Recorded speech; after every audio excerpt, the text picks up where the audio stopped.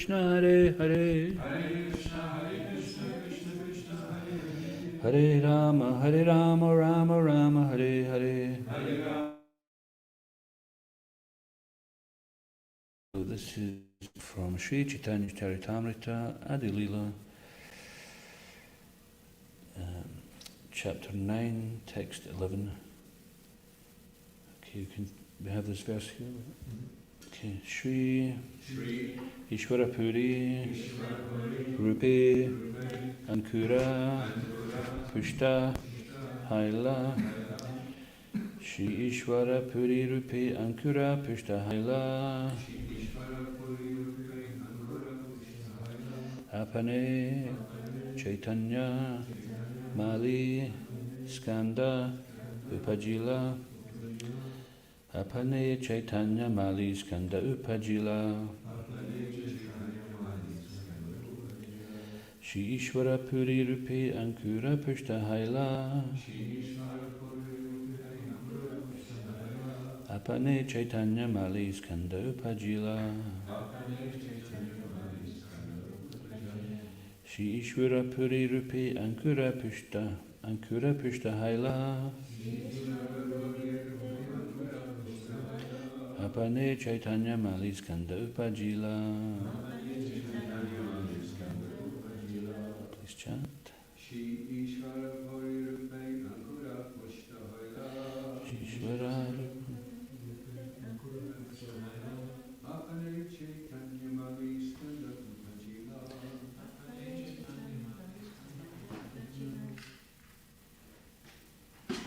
Shri Ishvara Puri Rupe Ankura Pushta Haila. Shri Ishvara Rupe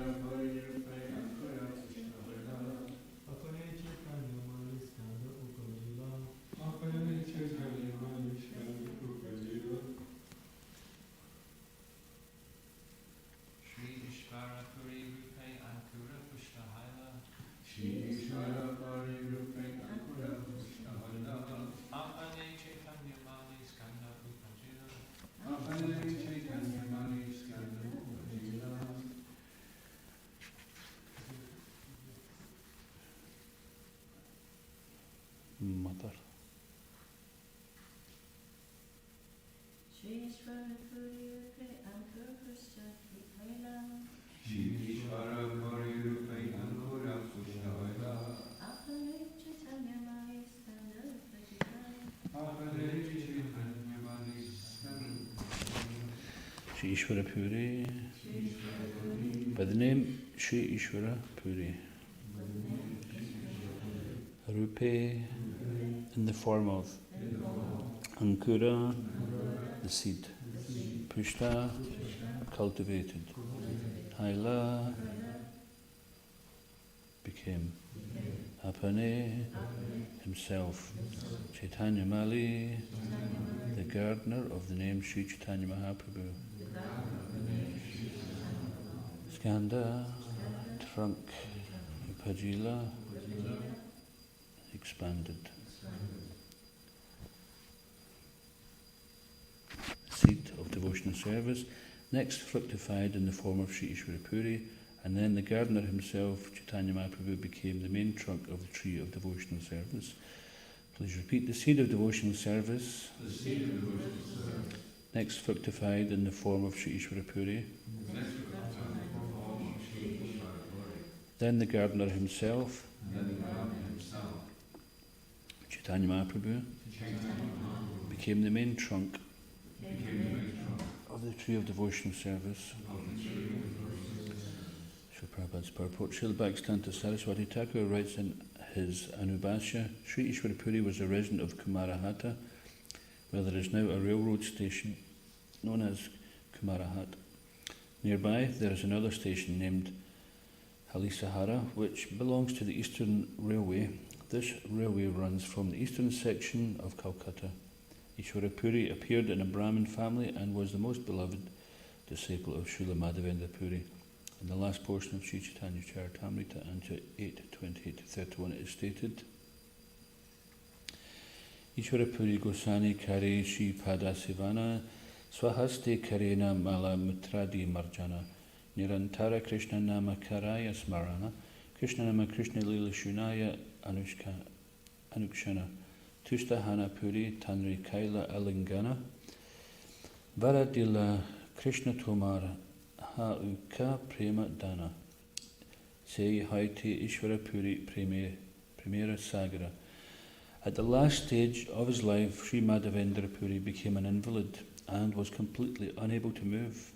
And Isvara Puri so completely engaged himself in his service that he personally cleaned up his stool and urine, always chanting the Hare Krishna Maha Mantra and reminding Sri Madhavendra Puri about the pastimes of Lord Krishna in the last stage of his life. Isvara Puri gave the best service amongst his disciples. Thus, Madhavendra Puri, being very pleased with him, blessed him, saying, "My dear boy, I can only pray to Krishna that he will be pleased with you." Thus, Isvara Puri, by the grace of his spiritual master, Sri Madhavendra Puri, became a great devotee in the ocean of love of Godhead. Srila Vishwanath Chakravarti Thakur states in his Gurvastic prayer, Yasya Prasadad Bhagavad Prasado Yasya Prasadad Nagati Katopi. By the mercy of the spiritual master, one is blessed by the mercy of Krishna. Without the grace of the spiritual master, one cannot make any advancement. It is by the mercy of the spiritual master that one becomes perfect, as vividly exemplified here.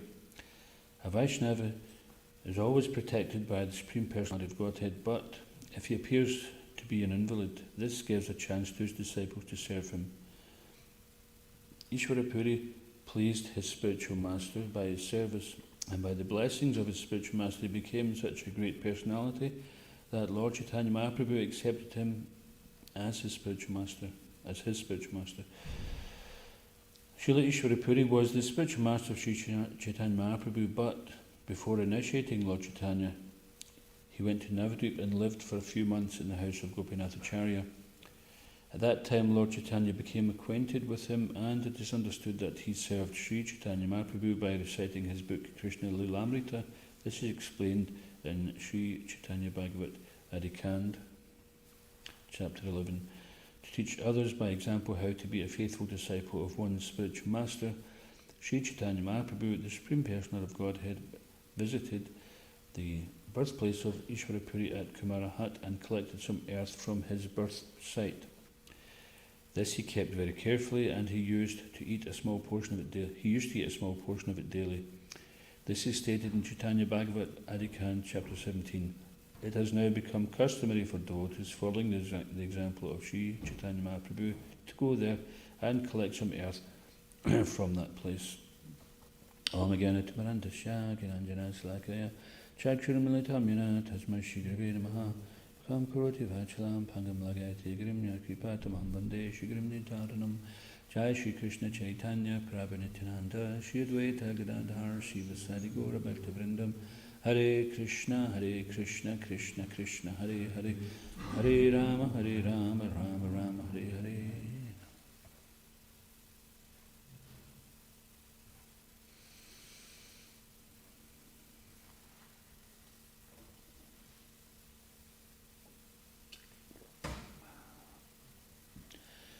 The seed of devotional service next fructified in the form of Sri Isvara Puri, and then the gardener himself, Chaitanya Mahaprabhu, became the main trunk of the tree of devotional service.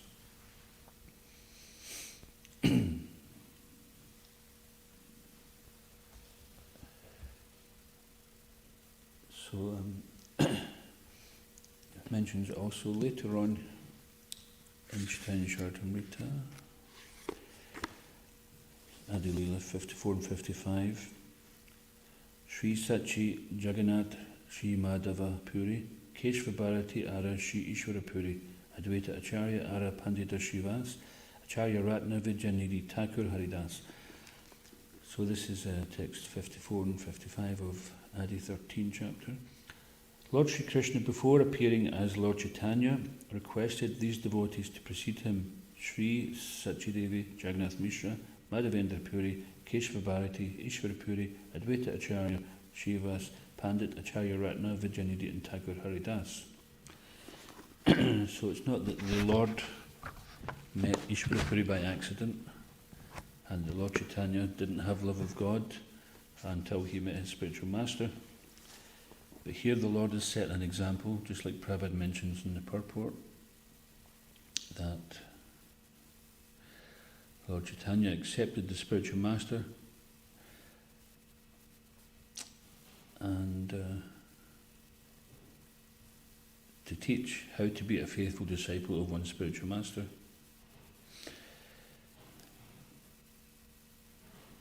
So, in Krishna Lila, Ishvara Puri also plays a similar role. Does anybody know who he is in Krishna Lila?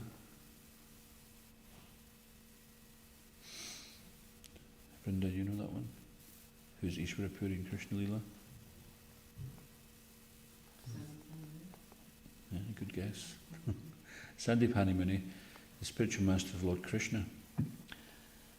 And who is Keshava Bharati then? Because wasn't he also the spiritual master? He gave sannyas to Lord Chaitanya. So who is he? Anybody? He played a similar role.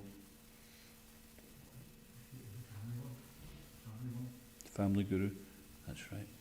And his name was Garga Muni. And of course we know it's Satyadevi and Jagannath Mishra where Yashoda and Nanda Maharaj. So these eternal associates of the Lord, they appear when the Lord's pastimes take place in various yugas, various planets, various places. So this relationship, just as Krishna is the Supreme Personality of Godhead, and it's mentioned in the Vedas that it is Krishna who is to be known by the study of the Vedas. So Krishna is the most the summum bonum of all knowledge. So why would Krishna have to take a spiritual master? Now he does this to show an example that we should follow. And as Chaitanya Mahaprabhu, he didn't have to because he's known as Vishvambara. So what does Vishvambara mean? Anyone? Maintainer of the universe. So why would the maintainer of the universe require a spiritual master? He's Krishna. He's the cause of all causes. He's the origin of all. He's the original person, Adipurusha. So he doesn't have to. But once again, he sets the example there. And because Lord Chaitanya, although he's Krishna himself, appears in the form of a devotee, he's showing us this is how you serve your spiritual master. So these great devotees, they all take birth to show us. Ishvara Puri also, he followed his spiritual master and performed menial service, such as cleaning up, serving him in any particular menial way, and he was also reminding his spiritual master. Now it's not that his spiritual master was in forgetfulness, because don't forget, Madhavendra Puri had the direct darshan of Lord Krishna in Vrndavan. When Madhavendra Puri went to Vrndavan, he first went there and he was fasting. He was chanting and fasting, and this young boy came up to him and said, "Oh, my mother sent me with this milk for you, please drink it." And he says, "Oh, I can't, I'm fasting." He says, "Well, nobody fasts in our village, so you have to take this." So he took it, and then this little boy went away, and then he realised this was actually Krishna. So Madhavendra Puri, it's not that he was in a position of forgetfulness of Krishna. He's also Krishna's eternal associate. The Lord instructed him to take birth in these pastimes. So although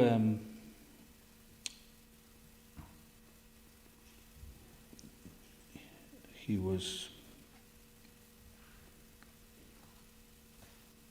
the Ishvara Puri and Advaita Acharya are god brothers. They're both disciples of Madhavendra Puri, and many other associates of Lord Chaitanya were disciples of Sri Ishvara Puri, but Ishvara Puri instructed them to serve Lord Chaitanya. So although Lord Chaitanya didn't want to accept service from his god brothers, because they were instructed by Ishvara Puri to serve him and the mission, then they accepted that service position. And they accepted it easily because they're all pure devotees, but Lord Chaitanya accepted it simply because his spiritual master said so. And this is mentioned elsewhere.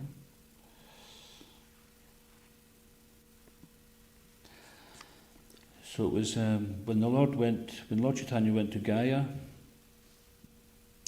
to perform the Pinda ceremonies for his father who had passed away, then he met Ishvara Puri there and he accepted initiation.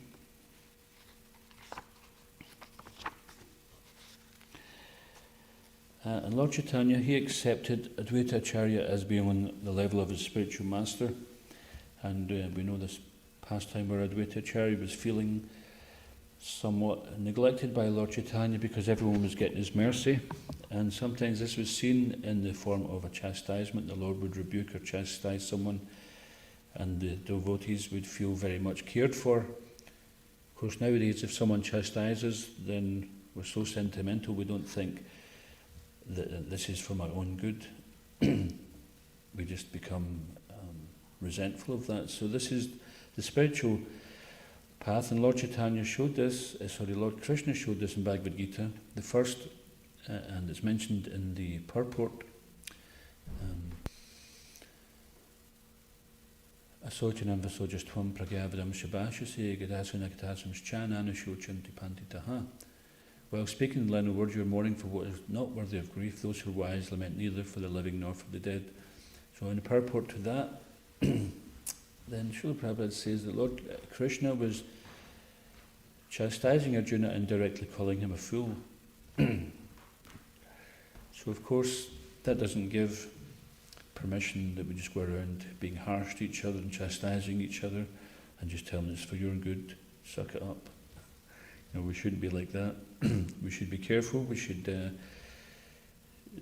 speak words which are pleasing, truthful, and not agitating to others. But sometimes if someone is so far off the track, it may not be possible to do all three, and you have to take a risk. Anyway, the point I was going to make was that Lord Chaitanya did not, so you never chastise a superior. This is the Vedic custom, that the disciple never corrects the spiritual master. So therefore the responsibility on the spiritual master is to always set a very good example. Not that the spiritual master can behave anyway and the disciple can't say anything. That would lead to exploitation. So the spiritual master, he follows strictly in the footsteps of his spiritual master, sets the example, and therefore the disciple develops faith by following the spiritual master. And as that faith increases, then he has more faith in the words of the spiritual master than he has in himself. He knows that the spiritual master knows what's better for him, even if his mind can't understand it. And this is the path of devotional service that Krishna is known as Adhokshaja. He's beyond the range of the senses, Aparushya. He's beyond the senses.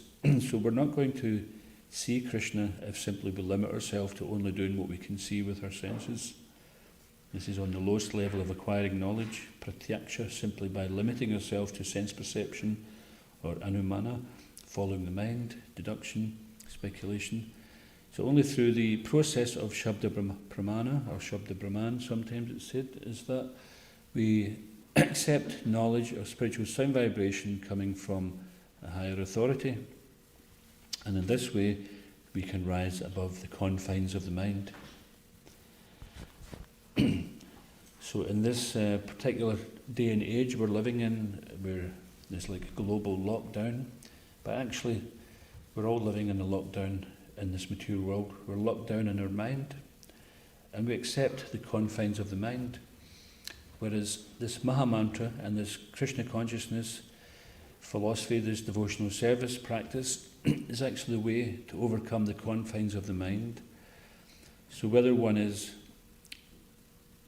stuck in your house, or whether one has the freedom to roam all over the planet, we are still, unless we conquer the mind, then we're still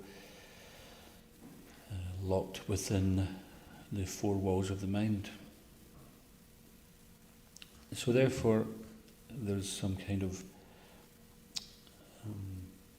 just like they have these various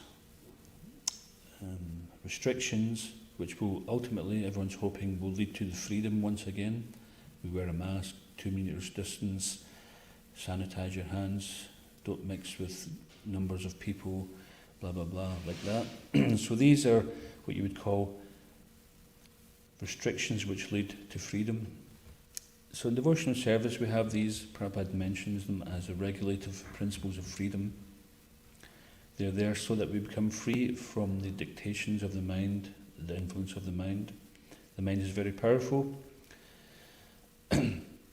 but Krishna is more powerful than the mind.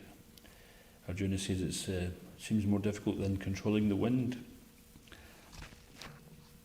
And of course Krishna agrees to that, but he said it is possible by suitable practice. So this suitable practice begins with Shravanam Kirtanam. And this hearing and chanting, Shravanam Kirtanam, has to be heard from the bona fide authority.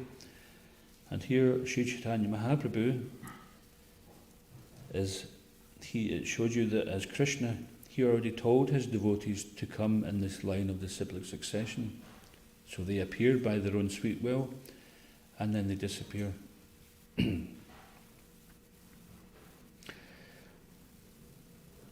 So on the appearance and disappearance day of these great devotees, we can pray that we may get the blessings of them.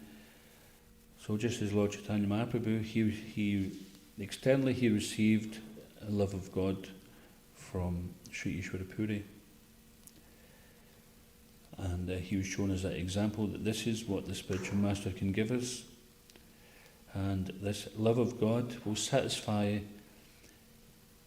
the soul beyond all sorts of conceptions. In the material world we think, oh, if I could just win the lottery, or if I got a pay rise, or if the council will give me a council tax break, or whatever, we're thinking like this is some kind of blessing. But while we're in the material world, then there's always some kind of challenges. So that our main purpose in this Krishna conscious movement is to develop the love of Godhead in this lifetime, and at the end of this lifetime go back to Godhead.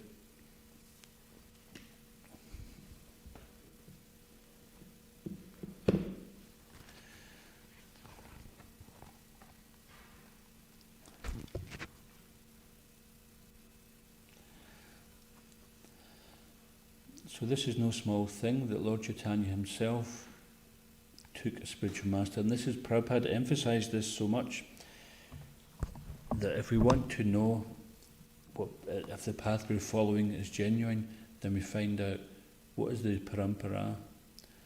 So therefore we're so blessed that sometimes we go to various events and we see people putting forward this one as being some kind of incarnation, or this one as being in some kind of great sadhu to follow, etc. And we just have to simply ask, what's their parampara, what's their connection? And then when we don't hear it, we think, bogus, we reject. So hope we're not offending anybody, but we have to speak the truth here. That this is what Krishna set up. He set up this Guru Parampara, and Lord Chaitanya, who's also Krishna, is continuing with it. So this is of utmost importance that we accept a bona fide spiritual master in the chain of disciplic succession. Evam parampara praptam imam raja shayogdu sakalaneha mahata yoganasta parantapa. That in order to be connected with the Supreme Lord, we have to connect through that chain of spiritual masters.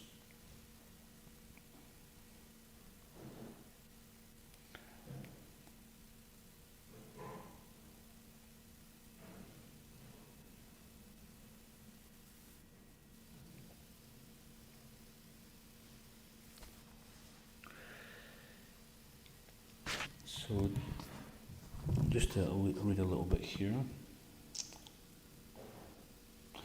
So we've said most of it.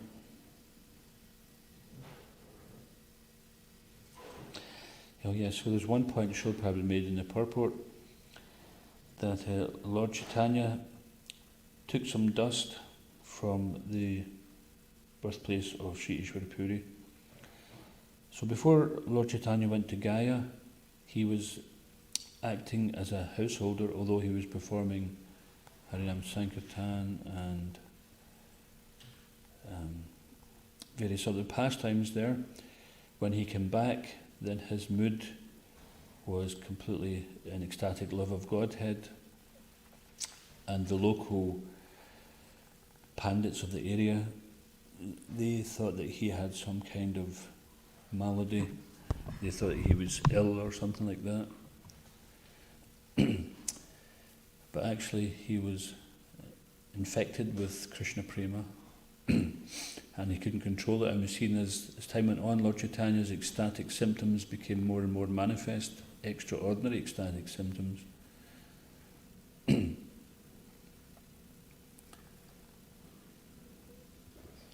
See, this is when he came back from Gaya, this is when the movement really took off.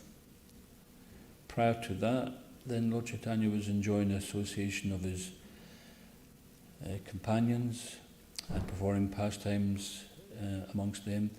But then when he came back, then he started to hold Nagar Kirtan in a big way and organise the spreading of the holy name through town village. So this, people might think, oh, this is a bit strange, taking dust and eating a little every day. But this is what also the residents of Vrndavan, they are so attached to Vrndavan that they never want to leave it.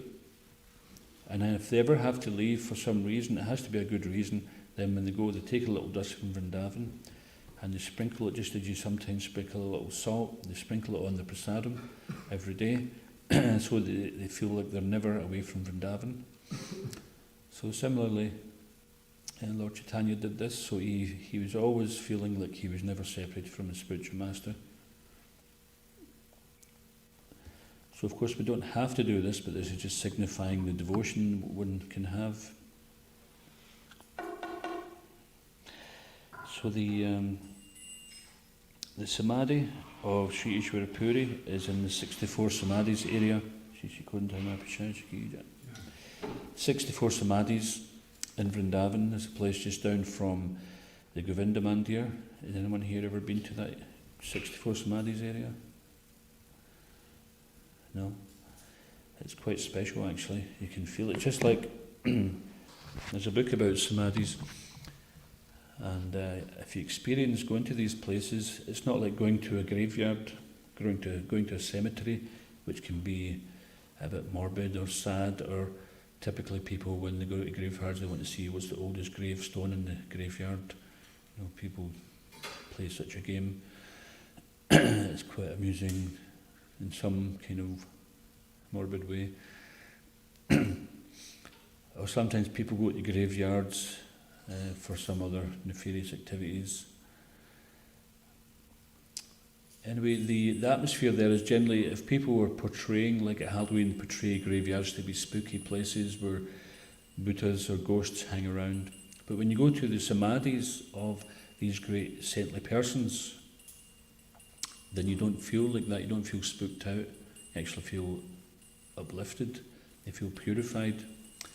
And personally I visited the 64 samadhis area, and although it had been left somewhat kind of state of disrepair, then there are so many prominent associates of Lord Chaitanya and of the Guru Parampara who have their samadhis there, and the atmosphere is very tangible.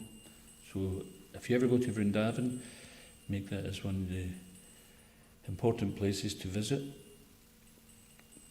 It's also one of those places where you don't get harassed by some of the other so-called sadhus.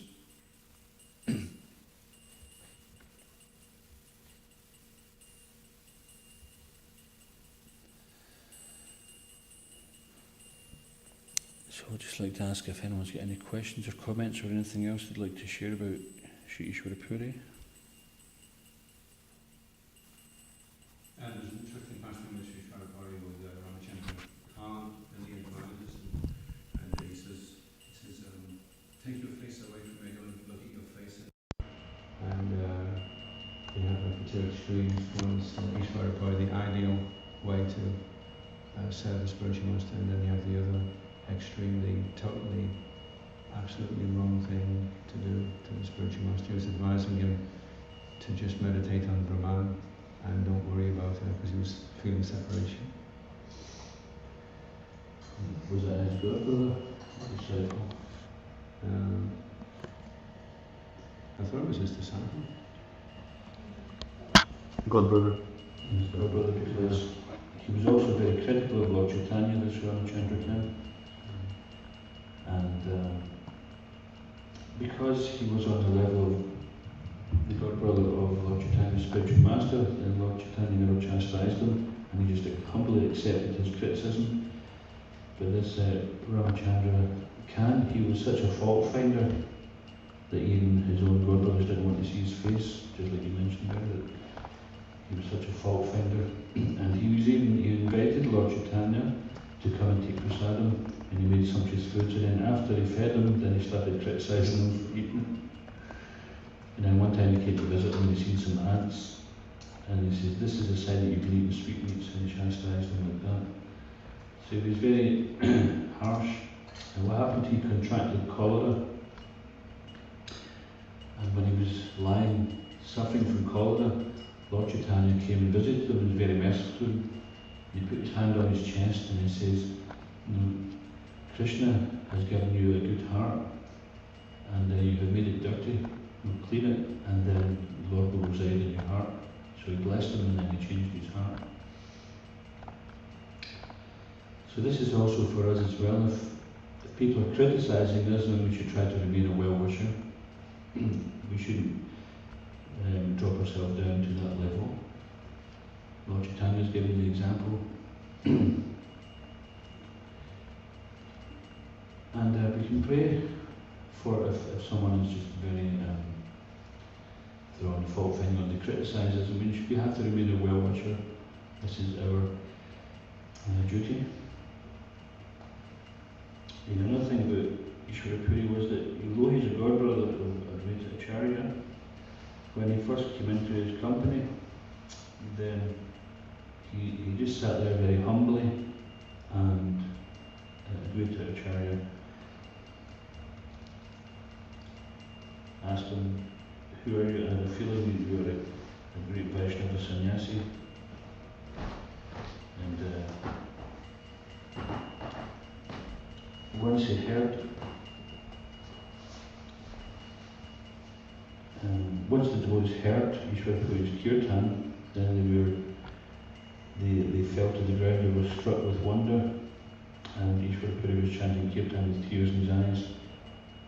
And the devotees were dumbstruck. They haven't seen a Vaishnava like this before. So this was the beginning of introducing the love of Godhead, the precursor to Chaitanya Mahaprabhu. Advaita Acharya very firmly embraced him. Now everyone could understand that this is Madhavendra Puri's dearmost disciple, Shri Ishvara Puri. Loud shouts of Hari Hari rose up into the air. Shri Ishvara Puri remained at Navadvip for some days. One day, when Nimai Pandit was returning home from the school, he happened by chance to meet Shri Ishvara Puri on the way. Shri Ishvara Puri was as though mesmerized while looking at the Saraswati, and thought to himself, "He has all the indications of being a divine personage, and appears very grave indeed." So this is before Lord Chaitanya went to Gaya and got initiated. Srila Ishvara Puri inquired, "O Vipra Bori, may I know your name? Where do you live?" So Vipra Bori means great Brahman. "What is that manuscript in your hand?" Mahaprabhu very humbly offered his namaskar. Some of his disciples replied, "His name is Nimai Pandit," exclaiming, "You are the famous Nimai Pandit?" Ishvara Puri felt very happy to meet him. Mahaprabhu came forward and, bowing his head humbly, requested, "Shripad, please come with me to my house and be my guest for lunch." Ishvara Puri thought to himself, what pleasant demeanour he has. As though charmed by some mantra, he quietly came along with the Pandit to his house. Arriving there, Mahaprabhu personally washed his feet, while in the deity room, Sachimata offered the various preparations that she prepared to the Lord. Then Mahaprabhu served that prasadam to Ishvara Puri, and afterwards accepted his remnants. Thereafter they sat in the temple and discussed Krishna Katha, by which they both became filled with ecstatic love. Shri Ishvara Puri thus remained at Navadvip for a few months, staying at the house of Sri Gopinath Acharya. Every day Mahaprabhu would come to have darshan of his lotus feet, and occasionally he would invite him for lunch. At that time, Srila Gadadhar Pandit was just a young boy, and Ishwara Puri was very affectionate to him. He began to teach him from the book which he had composed, Sri Krishna Lilamrita. One evening, when Mahaprabhu had come to offer his obeisances to Ishwara Puri, Srila Puri Pad spoke to him, "You are a great Pandit. I have composed a manuscript about Sri Krishna's pastimes. If you would please hear it, then I can recite it before you, and you can correct any mistakes that there might be. I will be very pleased if you do this." Mahaprabhu replied smilingly, "Whatever a devotee speaks is dictated by Sri Krishna himself. If anyone sees any fault in this, then he is simply a sinful wretch. Whatever poems he composes, certainly Krishna is very pleased by that. Krishna accepts the mood in which things are offered as the most substantial part of the offering." To Ishwara Puri, these words were like drops of nectar, and he could understand that Sri Nimai Pandit was an extraordinary person. After passing some days in Nadia, Ishwara Puri continued his tour of the holy places. Meanwhile, Mahaprabhu was bringing his pastime of learning to a close, and now desiring to reveal his true self and establish the religion of the age by distributing the love of Godhead through the chanting of his holy names. Thus, he came to Gaya, ostensibly to offer Pinda for his departed father and forefathers. Sri Ishwara Puri was present at that time at Gaya. After having offered Pinda at the various holy shrines, he finally came to the place where the lotus footprints of Sri Vishnu are. While taking Darshan and hearing of the glories of the shrine, Mahaprabhu fainted and fell to the ground. By the arrangement of Providence, Ishwara Puri happened to come to that spot just then and learned from Sri Chandrasekhar Acharya what had transpired. After a short time, Mahaprabhu regained his consciousness, and seeing Ishwara Puri, he offered his obeisances. Ishwara Puri embraced him, and the two of them were something by each other's tears, drowned by each other's tears of love. Mahaprabhu addressed Ishwara Puri, "My journey to Gaya is successful just by my seeing your lotus feet. If one offers Pinda at this holy place, then his forefathers become delivered. But simply by seeing you, tens of millions of forefathers get liberation. Therefore, your presence is even more auspicious than that of this holy tirtha.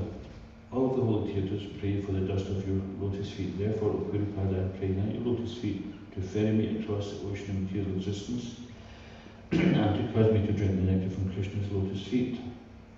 Srila Ishwara Puri replied, "Please hear me, Panditji. I have understood that you are an incarnation of Supreme Lord. This morning I saw a very auspicious dream, and now that has actually materialized. From the first day I saw you at Navadvip, I have always thought of you. I get such pleasure by seeing you, and as much pleasure as I get by seeing Krishna." Hearing this, Mahaprabhu bowed his head and smilingly replied, "This is my great fortune." So he didn't deny it. On another day, Mahaprabhu approached Ishwara Puri and requested that he initiate him with divine mantra. "My mind is becoming very restless in anticipation of this initiation." Srila Prabhupada very blissfully replied, "What to speak of mantras? I am prepared to offer you my very life." Thereafter, Srila Ishwara Puri initiated Mahaprabhu with the divine mantra. One morning, Srila Ishwara Puri came to where Mahaprabhu was staying.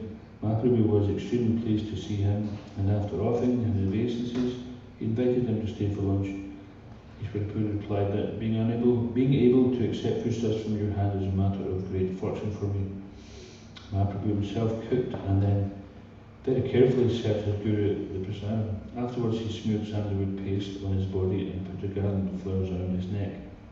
Thus, the Supreme Lord himself taught how one should serve his guru.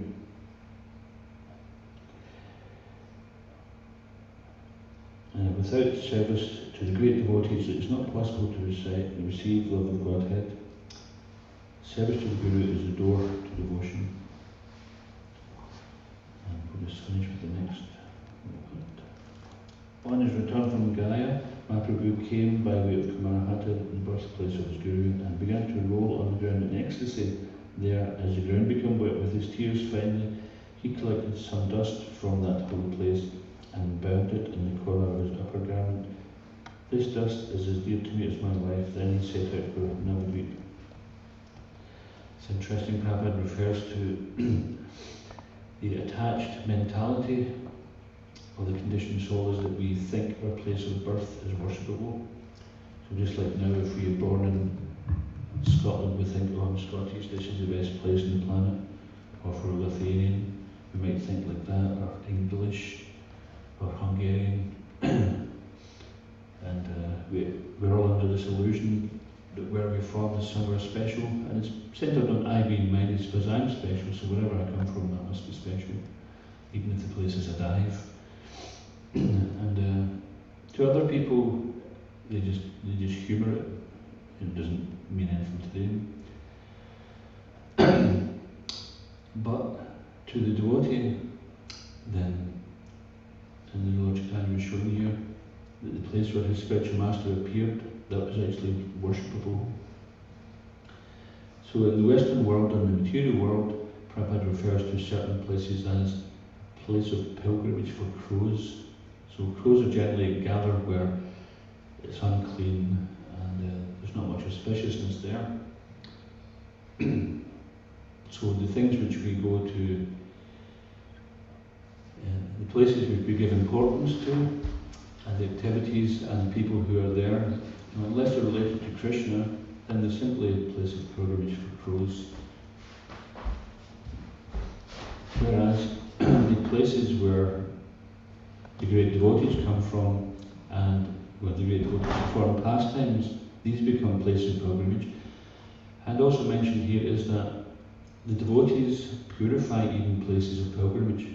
Lord Chaitanya was showing this here by what he said is that people go to the holy places to get benedictions and to get the blessings that their forefathers or that their present family can be benefited.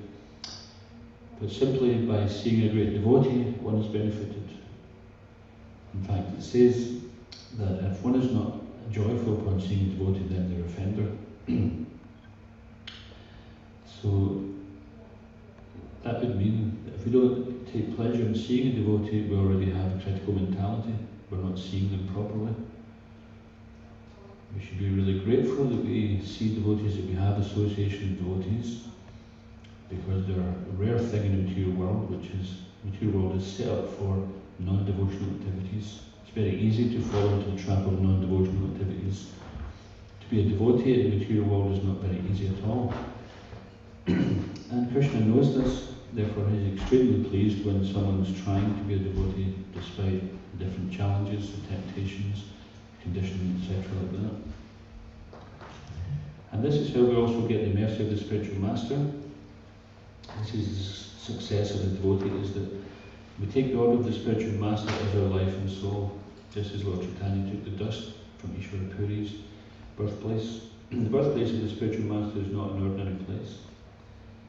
And even in the Western world, we have places of pilgrimage, these ISKCON temples, and like 26 2nd Avenue, where the movement began, Tompkins Square Park, the tree where Prabhupada sat under. These are places of pilgrimage no less than any other place of pilgrimage.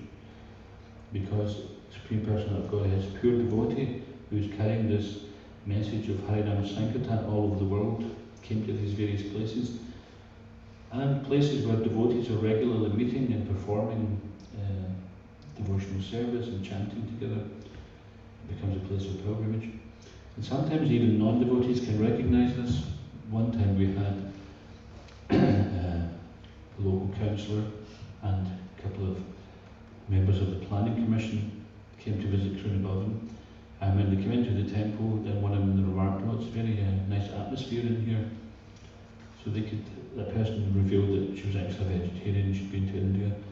So immediately she was a bit more open already, and she didn't realise she was standing in the presence of the Supreme Lord in the form of Gaudetama Pushashi, and stepping into the place where the devotees come every day and kirtan and japa and recite Bhagavatam, so the place is purified.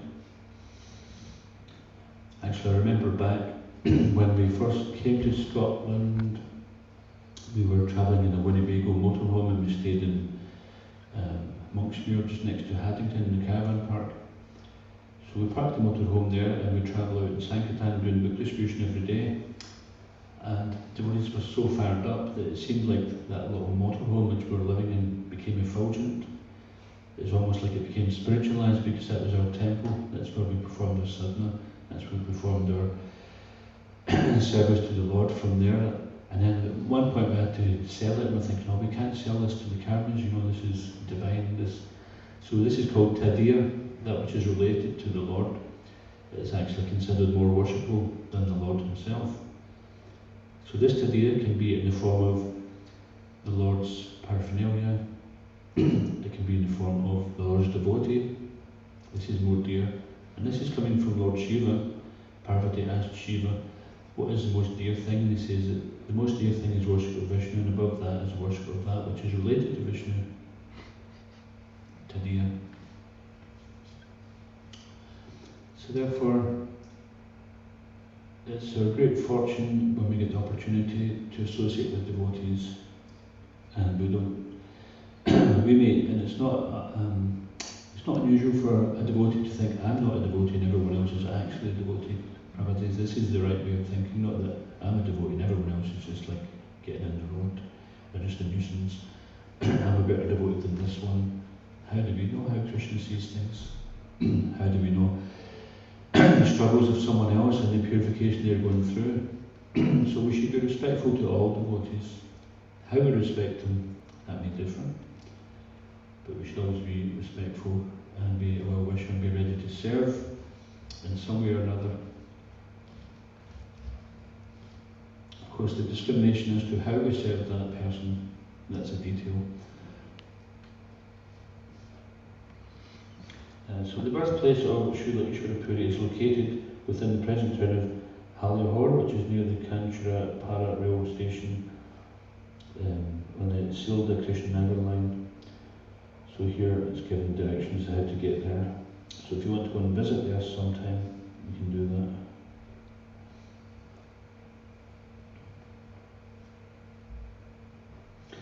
So Ishvara Puri is his sannyas name.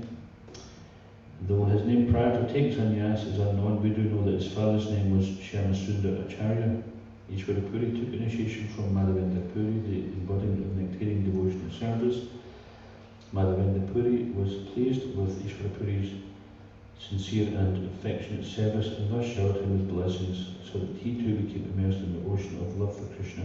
If a disciple can satisfy his spiritual master, then he will be fortunate and attain all auspiciousness and the fulfillment of all his desires. On the other hand, if the Guru is unhappy with his disciple, then he will only know inauspiciousness. So this is a relationship which can't be materially understood. Just like sometimes we have experienced it, that the devotees, they may go on a month. One time we had a 2-month Sankirtan marathon. It wasn't unusual actually, but in this particular I remember it. We actually didn't come back to the temple for 2 months. And when we come back, our reward was Mangalarta Sweet. And we actually felt like it was, because our spiritual master was pleased with us, then that reward was enough, and we got a Mangalarta Sweet, that was a bonus. Not that we came back and thought, okay, I've collected X amount of pounds, I want a certain percentage of this.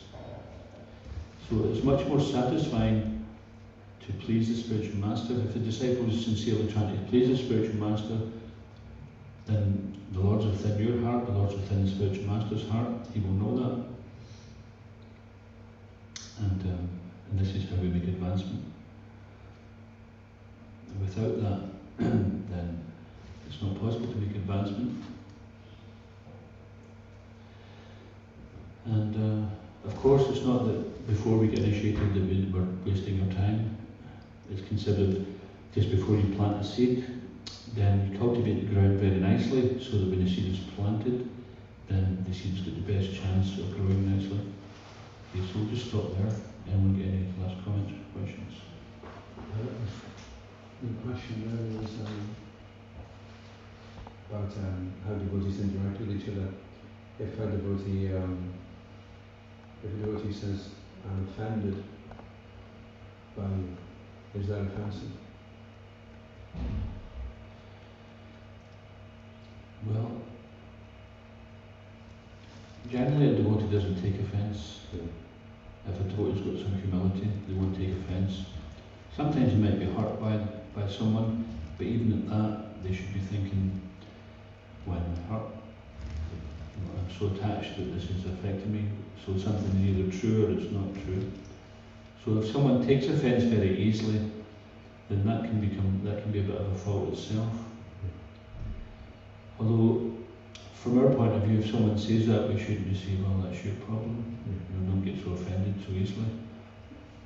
It's always, each person always takes to create an argument, to create fiction. And from our point of view, then we always try to take the humble position. If someone says, oh, you offended me, say, oh, I'm very sorry. And then if the person accepts your apology, then that's fine. But it may well be that the person has generally, if someone offends someone, a Vaishnava thing is not to retaliate, but generally another Vaishnava will come in and say, no, this was wrong, it's better that someone else does it, because the Vaishnava is trying to avoid this animal propensity of defending. But if someone has got certain concepts of how they think things should be, and it doesn't come the way they want it to be, then they might decide to become offended. So we can actually choose to be offended or not. We can choose that perhaps this is a lesson for me to learn. Or they may, if they're introspective like a devotee is supposed to, they think, why is this devotee treating me this way? What have I done to cause this? So we should all be thinking like that, and not thinking that this one's offended me. If we're humble, then we're thinking, who can offend me? Who am I to be offended? If we're not thinking like that, then we've got some work to do ourselves. Because we'll look back and think, well, what have I done in the material world? I'm certainly due much more than this. The devotee thinks, I'm only getting a token reaction. Nothing comes to us which is not due us. And of course, this doesn't give us the right to go and say, well, I'll just treat you any way I want, and if you get offended, then it must have been due you. The whole dynamic of offending and being offended is explored by Mahatma on that program. The general conflict that's going on is between the liberals and the conservatives. So someone didn't like the way you did something, thought you could have been nicer about it, or someone else thought you weren't strict enough. So there's this tension going on all the time. And he was saying there are some people that just see black and white. They have a psychological problem with appreciating nuances. So if you are able to see there's a whole spectrum of things, then it's much easier to accommodate everyone's behaviour. You think, okay, well that's him speaking, and it's the way he's conditioned, so fair enough, like that. Whereas if you don't mind judging people, that's the standard, and you're below it, therefore you're out of it, and then that's where a lot of the tension and intracommunal conflict goes on. Yes, therefore it's necessary to hear, because otherwise we develop our own version of Krishna consciousness. And if things don't fit into that version, then it may create some problem. And we all have our own version, because we all see things individually, but we have to remain open and hearing from Shastra and discussing Shastra amongst ourselves. By doing that, then Krishna manifests himself in these discussions, and he helps the devotees to become enlightened. What's that verse from the Bible? Yeah, does anybody remember that verse? It's one of the seed verses, is it not? Manchita Madgata Pranabodayanta Paraspram Katayanta Shamam Nityata Santichara Mantichara. Correct. And English? The thoughts of my pure devotees dwell in me. Their lives are fully devoted to my service, and they derive great satisfaction and bliss from always enlightening one another and conversing about me. So that's the proper way to associate as devotees is derive great satisfaction and bliss by conversing with Krishna, and they're enlightening each other by this conversion, because Krishna will manifest in that conversation. But if people just keep themselves separate and develop their own ideas of things, then they may not be so open to understanding what is Krishna's will here. This is just my will, and just take cherry picking, certain statements out of Krishna consciousness. So the most neglected verse is the Trinadapi verse. I've heard that said recently. It's the most important verse, most neglected as well, because it's the regardless of how, even if one is a devotee and is fallen in some way or another, if you adopt a humble attitude, then we can go forward, we can put right any wrongs. And devotees are very merciful too.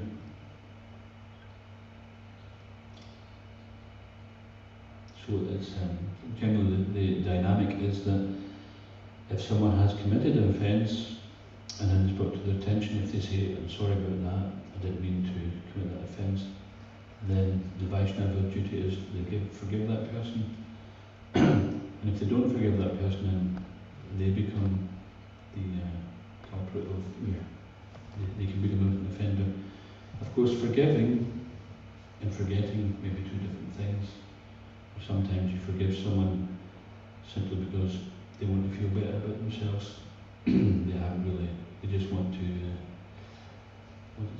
sorry that I got caught, not sorry that I did it. Sometimes this is what happens. People are apologetic. Often this happens with politicians. This could be the case that someone denies something and finally, when the proof is given, they say, okay, I admit to it. Sorry, I'm very sorry. You're sorry you get caught, because if you were sorry you did it, you'd admitted the first time you were asked.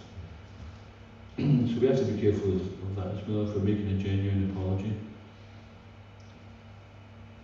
it means that we want to make amends and we want to go forward. Can we better stop? It's going to be around the key. Prabhupada key. Ishwara Puri key. Vrndavan key. His Grace Prabhupada Prana Prabhupada ki.